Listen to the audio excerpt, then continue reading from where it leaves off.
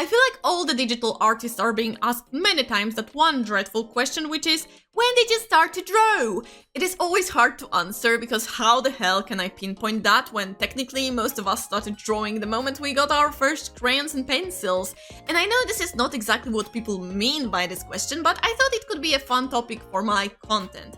So be prepared, because this will be just one of few videos in which I will try my best to go through my entire life story focusing solely on the art aspect. My adventure at the beginning is not really that special. I got crayons at some point as a kid. Heck, those crayons have been there probably even before I was born, considering I have an older sister and it's a norm for parents to buy kids cheap art supplies.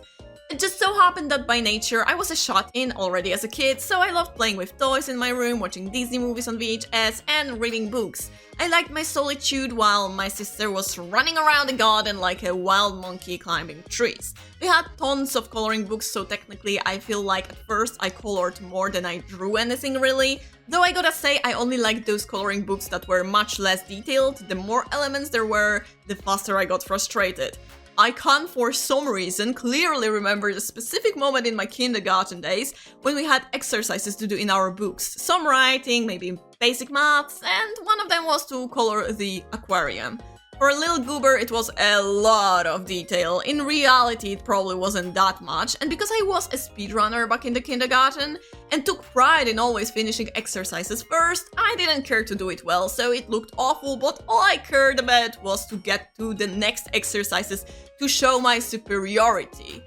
I got what I wanted, but I also got a comment from the girl sitting next to me that my coloring is awful. It didn't matter to me back then though, because in the end I was the smart one who was already all done with counting and writing while she was stuck on coloring one fish for 10 minutes.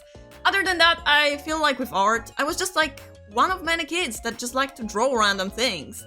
I had no talent whatsoever and all I could draw was number 1! That one stickman that you did together with a rhyme that I could not find the right version of, but it started with kropka, kropeczka, kreska, kreseczka, so it translates to dot, dot, line, line, through which you draw 2 eyes, nose, and mouth, but then it went further and the stickman had a hat and all. I just don't remember the full version, unfortunately. Number 2, a smiley face that my mom used to draw at work when she left small notes to her coworkers. And number 3, for who knows what reason, a flower with a crown. Don't ask me why, I was just obsessed. I'm pretty sure I had some kind of imagined lore about that, what this crown means, what is the royalty system when it comes to those flowers, but no clear memory of that has remained in my brain.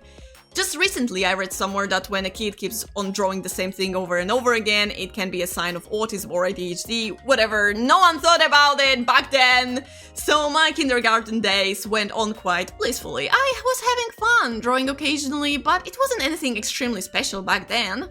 Then the primary school came and oh boy did I get my first reality check. It must have been quite traumatizing if I remember it so vividly.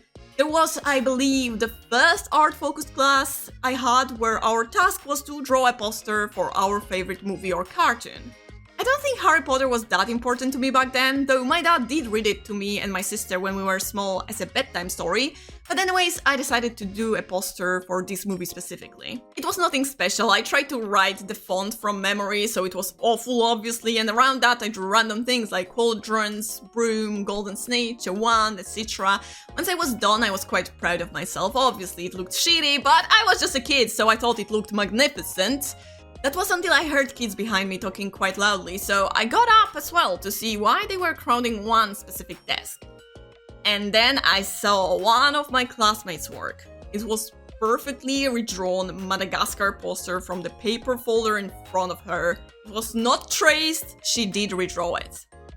And it was at this moment I realized my drawings were shit.